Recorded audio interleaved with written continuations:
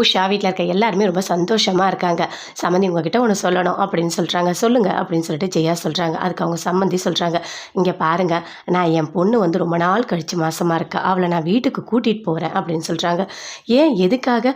நாங்கள் எல்லாருமே இருக்குமே, நாங்கள்லாம் சேர்ந்து உஷாவை நல்லா தான் பார்த்துப்போம் அப்படின்னு சொல்லிட்டு ஜெயா சொல்கிறாங்க. அதுக்காக சொல்லலை சம்மந்தி, நீங்கள் 2 பேரும் கச்சேரின்னு வெளியே போயிடுவீங்க, பவானிக்கு குழந்தைய பார்த்துக்கவே நேரம் இல்லை, அதனால தான் நான் சொல்கிறேன். நாங்கன்னா கொஞ்சம் பார்த்துப்போம், எனக்கு வந்து அந்தளவுக்கு ஒன்றும் கஷ்டமாக இருக்காது.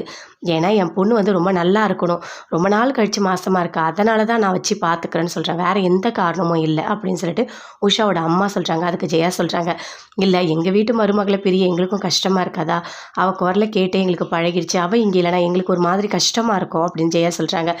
அதுக்காக சொல்லலை, சரி உங்கள் பொண்ணுக்கிட்ட போய் பேசி பாருங்க அப்படின்னு சொல்லிட்டு ஜெயா சொல்கிறாங்க. அங்கேருந்து அவங்க அம்மா அப்பா 2 பேருமே உஷாவை கூட்டிகிட்டு போய் பேசுகிறாங்க. என்ன உஷா என்ன சொல்கிற அப்படின்னு சொல்லிட்டு, அம்மா நான்லாம் வரமாட்டேன், நான் இங்கே தான் இருப்பேன், என் வீட்டுக்கார விட்டுட்டுலாம் என்னால் வர முடியாது அப்படின்னு சொல்கிறாங்க.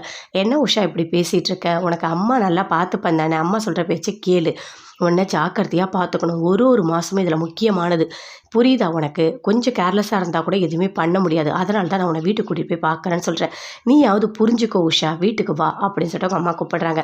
சரிம்மா நீ இவ்வளோ சொல்கிற, அதனால் நான் வரேன் அப்படின்னு சொல்கிறாங்க. ரொம்ப சந்தோஷம், சரி இப்படியே போய் நம்ம சம்மந்திக்கிட்ட சொல்லலாம் அப்படின்னு சொல்லிட்டு அங்கேருந்து உஷாவோட அம்மா அப்பா 2 பேருமே போயிட்டு பேசுகிறாங்க. இல்லை உஷா வீட்டுக்கு வரேன்னு சொல்லிட்டா அப்படின்னு சொல்லிட்டு. அப்படியா உஷா நீ போகிறேன்னு சொல்கிறியா அப்படின்னு சொல்லிட்டு ஜெயா கேட்குறாங்க. ஆமாம் அத்தை, அம்மா சொல்கிறாங்க அதுக்காக.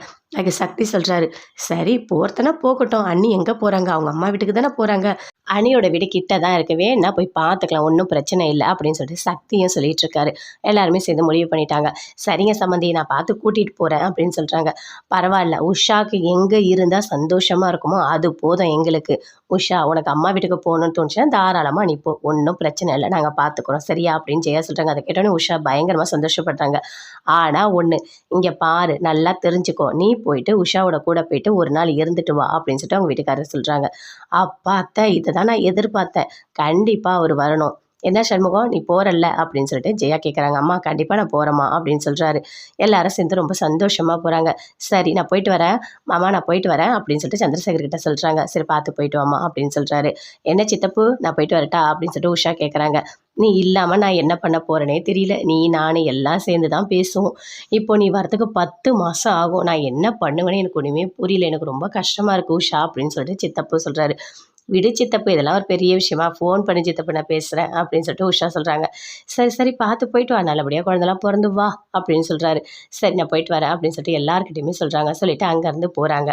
உஷா சண்முகம் 2 பேருமே சேர்ந்து வீட்டுக்கு போகிறாங்க. ஆரத்தெல்லாம் எடுத்து வீட்டுக்குள்ளே கூட்டிகிட்டு போகிறாங்க.